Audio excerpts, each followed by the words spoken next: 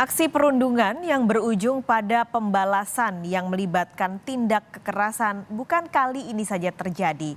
Orang tua dan sekolah sama-sama punya porsi untuk bisa bersama-sama mencegah hal ini terulang kembali. Kita akan bahas bersama siang ini saudara dengan Kepala Dinas Pendidikan dan Kebudayaan Kalimantan Selatan Bapak Muhammadun. Pak Muhammad, selamat siang. Selamat siang, Bu Paskali. Ya, dengan Paskalis Kompas TV, Pak, ini tanpa perlu kita mungkin menyebut nama pelaku, korban ataupun sekolah, tindakan pencegahan agar hal serupa tidak terjadi lagi di sekolah-sekolah lain. Apa yang dilakukan, Pak? Ya, pertama saya ingin mengatakan jangan ada kata menggunakan bully dan perundungan. Tindakan saya adalah saya ingin menggunakan kearifan lokal. Kearifan lokal di kita itu sangat baik. Misalnya memanggil anak dengan Mbak Iman, Bu Untung, Mbak Tua. Dan tidak ada lagi kata-kata kasar. Ini saya perintahkan ke semua guru, tolong dicek. Jangan bercanda dengan kata kasar, jangan bercanda dengan kata menghina, ada suara binatang, ada suara kecacatan. Ini saya akan semarakkan dan saya akan instruksikan ke semua guru. Gunakanlah kata-kata misalnya, kalau bahasa keren sekarang, bro boleh, brother berartinya. Oh, wow, boleh, kawal. Ini jangan menggunakan kata-kata misalnya tentang keburukannya, fisiknya, lalu perbuatannya. Ini yang saya coba instruksikan dan saya evaluasi. Ini pelajaran saya. Tapi saya ingin jangan selalu kata bully, jangan selalu kata perundungan. Ini biasanya antara remaja ini terjadi bercanda lalu mengucapkan kata-kata yang tidak baik. Insya Allah saya mulai dengan kata misalnya kelas 1 memanggil kelas 2 dengan kata kakak, kanda.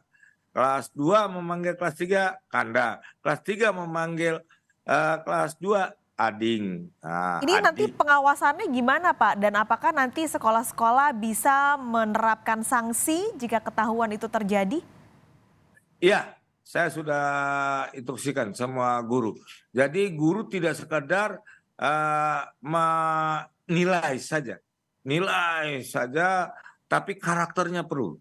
Karakternya, saya minta guru mempunyai empati, peduli. Jadi melihat ada murid yang misalnya merenung atau sedang ada permasalahan, itu kan terlihat ketika mengajar. Nah, ini dipanggil apa permasalahan yang dihadapi murid tersebut.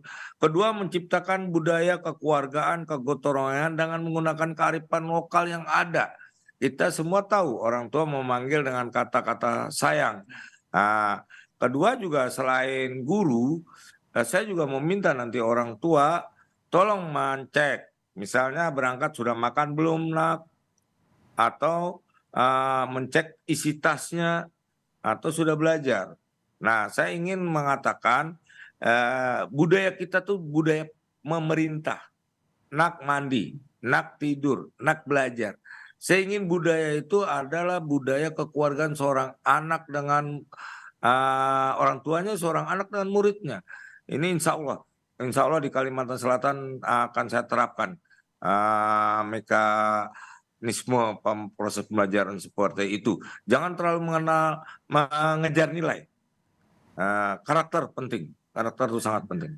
Oke, ini apakah sistem tersebut Pak Muhammad yakin akan efektif karena sebenarnya bentuk bullying sekarang kan cukup bervariasi ya Pak, tidak hanya dalam pemanggilan tadi seperti Pak Muhammad contohkan, ada bentuk-bentuk lain yang sering sekali atau kerap kali kita temukan di sekolah-sekolah lain. Bagaimana menjamin bahwa itu akan efektif menekan atau bahkan menghilangkan bullying di sekolah Pak?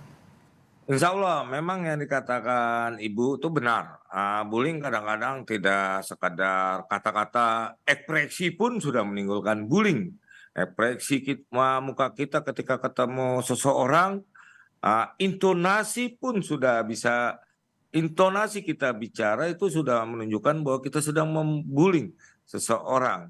Tapi semua itu insya Allah saya jamin, saya budayakan rasa kekeluargaan, intonasi ketika berbicara, berkomunikasi, sikap ekspresi juga harus menunjukkan bahwa kita ini adalah saling penuh menyenangkan orang lain. Ini nanti saya terapkan kepada kurikulum lokal, Bu. Berarti Selain nanti itu juga sana. ada aturan tertulis dan petunjuk teknis ya Pak untuk diterapkan di semua sekolah secara merata di Kalimantan Selatan? Insya Allah nanti kurikulumnya saya buat bahwa ada penambahan tentang pendidikan karakter yang sangat diperlukan untuk peserta didik di Kalimantan Selatan. Segera itu, Bu. Itu kapan Pak, targetnya tahun ini kah? Tahun ini bahkan saya sedang, selain itu pencegahan sarana prasarana, saya akan membeli detektor metal detektor agar tahu bahwa murid ada itu. Kedua, loker saya ini kan bahwa yang masuk ke kelas adalah buku dan pulpen. Itu akan di metal detektor itu akan ditaruh di semua sekolah Pak? Ya, di semua sekolah di Kalsel. Jadi bisa, selain emosional seorang guru dengan murid tuh harus ketika murid datang kan biasanya bercium tangan. Nah, setelah cium tangan ini kan, tapi emosionalnya saya arahkan emosional itu jangan sekedar salaman saja, tapi tolong dipegang pundaknya, ditanyakan tentang apakah sudah makan, bagaimana kesehatannya.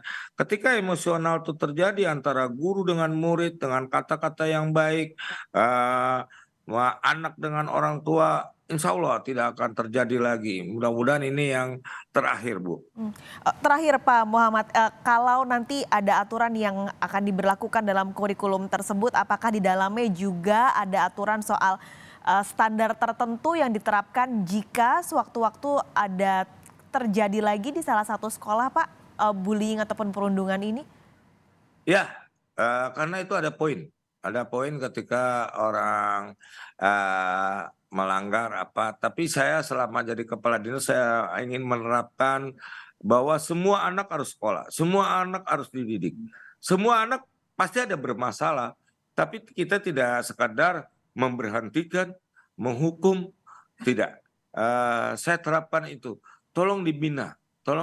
Apalagi kita menuju nanti pada 2024 generasi emas. Tugas kita lah, tugas guru lah. Karena semua orang pasti tidak baik, pasti ada anak yang bermasalah. Itulah tugas guru, yaitu baik guru mata pelajaran, wali kelas maupun guru pembimbing konseling. Itu saya selalu perintahkan itu. Jadikan ini ladang pahala ketika kita berhadapan dengan anak-anak yang mempunyai persoalan psikologi seperti itu.